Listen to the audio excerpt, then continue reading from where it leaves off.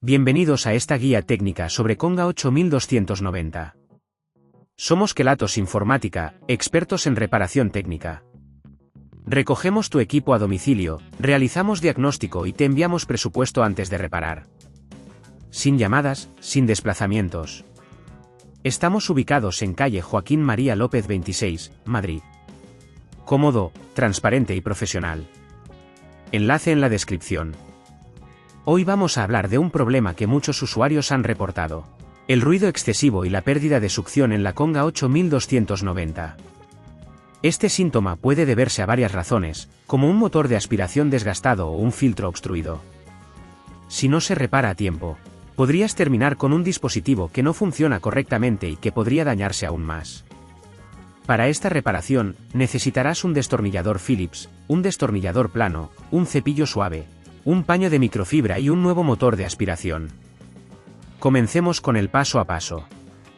Primero, asegúrate de desconectar la Conga 8290 de la corriente para evitar cualquier accidente.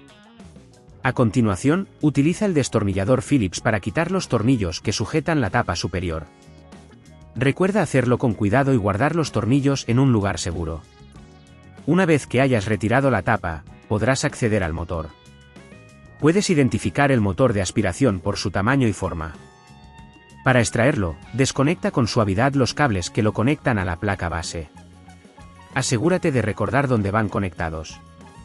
Para quitar el motor, retira los tornillos que lo sujetan con el destornillador Phillips. Aplica una presión moderada para no dañar el chasis. Si en este punto ves que es demasiado complejo, recuerda que en Kelatos recogemos el equipo en tu domicilio y te lo devolvemos reparado. Ahora, coloca el nuevo motor en su sitio, asegurándote de que los cables estén bien conectados. Vuelve a atornillar el motor con los tornillos que retiraste anteriormente. Asegúrate de que todo esté bien ajustado, pero evita apretar demasiado para no dañar las roscas.